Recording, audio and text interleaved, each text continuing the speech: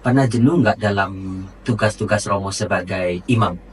Kalau jenuh sih enggak, Romo, ya. Mungkin lebih pada satu rasa kesepian yang enggak kita bisa kasih nama, Romo. Jadi ada semacam ruang kosong di hati kita yang kalau kita kalau kita kembali pada diri sendiri setelah melayani banyak di luar sana, kembali pulang di hati kita, kita seperti takut melihat ruang kosong itu, Romo.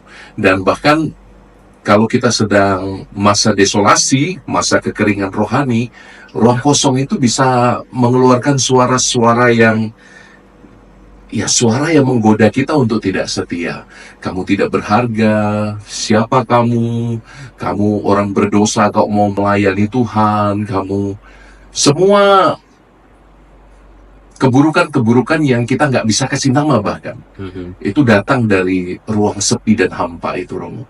Dan ketika saya gali lebih dalam lagi, sebetulnya saya ternyata takut, Romo, dengan gambaran atau dengan bayangan bahwa menjadi imam itu berarti mati sendirian itu, Romo. Itu yang paling itu yang paling menggoda saya kadang-kadang, Romo. Jadi ketakutan yang bahkan kita sendiri nggak bisa kasih nama sampai kita sadar, oh iya ya, jadi imam itu salah satu risikonya adalah mati sendirian dan itu tidak menyenangkan. Apalagi Romo dosen seperti saya, kata orang kalau Romo dosen itu paling meninggalnya di perpustakaan, di lorong-lorong buku. Pas gitu nggak ada yang tahu, 3 hari baru ditemukan gitu. Buat saya itu cukup menakutkan juga sih. Romo. Jadi saudara-saudara terkasih, setiap orang pasti punya persoalan, punya pergumulan. Tapi bagaimana setiap orang punya tipe yang berbeda-beda.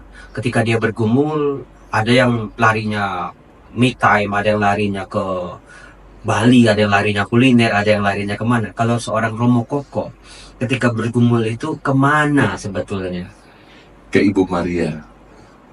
Ke Ibu Maria. Di depan Ibu Maria, saya bisa melihat pergumulan seorang manusia seutuhnya. Di depan Ibu Maria, di kapel kami itu ada patung Bunda Maria yang pandangan matanya itu melihat ke bawah itu.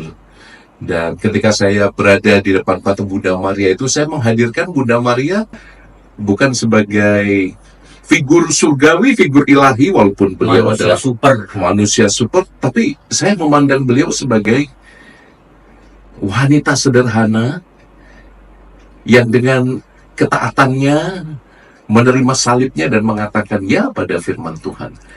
Saya menemukan kekuatan di situ pada